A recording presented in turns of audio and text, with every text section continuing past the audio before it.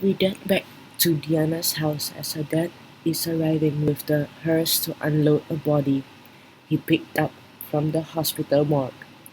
Hey there, Mr. Zales leaves one end of a gurney out of the bag while their employee Phil gets the other end. Diana and I follow as they push the stretcher into the back door of the funeral home.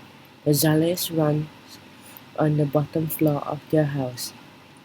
Some kids at school tease Dee about her dad's business, but honestly, if you spend enough time around here, it feels like any other business. It's just about the customers are dead. Take Mrs. Rapazzo to the prep room, Phil, and tell her I'll see her in the morning. Mr. Zales gives a little wave to Phil and the body bag, and then motions us to follow him into his office. How's the hide and seek going? Diana told me you might try geocaching today. It was fun, Dee says, picking a green apple from the bowl on the desk. Zig fell out of a tree. Whoa, her dad says. I'm fine, I say. The GPS works great. I hand the device to Mr. Zales. It took us right to the location. Mr. Zales lowers his glasses on his nose and looks down at the screen. Guess what? Diana says. We found a geocacher guy who calls himself Senior Searcher.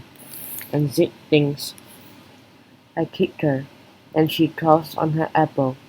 I think the whole thing is really interesting. I give Diana a shut up look. Her parents are friends with my mom, and the last thing I need is her finding out that I'm looking for that. Well, good afternoon. Diana's Nona twirls into the office in a bright purple dress.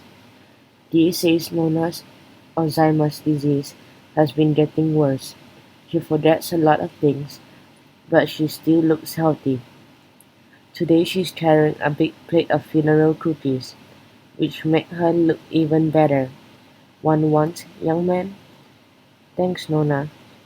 I take a couple of cookies from the plate, the Italian wedding cookies to the rest of the world, but at the Zales, they're funeral cookies. Nona bakes them to share every time they are calling our schedule. Introduce me to your friend Diana. Nona nods at me. Diana sighs, but she smiles. Nona meet Kirby Legonsky. He likes to be called Zig. It's nice to meet you. I shake her hand for the third time in a week. Even though she's known me since I was 8, it's better than telling her the truth and making her all sad because she can't remember. Thanks for the cookies, Mom, Mr. Zales says. Nona sets down the cookies and lets him lead her back upstairs. Hey guys, Ruby appeared at the door. She has an orange duffel bag over her shoulder with rolled up sleeves, paper sticking out of it. She looks down at the cookies. Ooh, Nona's been baking. How was your bird's first meeting? Diana asked. Ruby's the only kid in the birding and environmental action group, but she's fine with that. It was great, really great.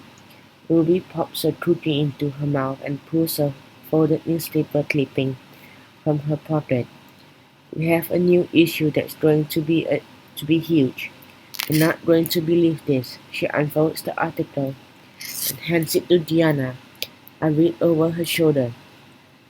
Development threatens Rookery Bay wildlife.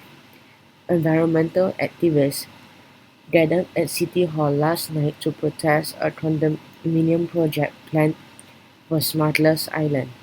The project, approved by the Zoning Board in the state of Vermont 2 years ago, includes 15 waterfront condominiums, a 9-hole golf course, and a clubhouse on the former state land, purchased by real estate magnate Henry Nicholson last summer.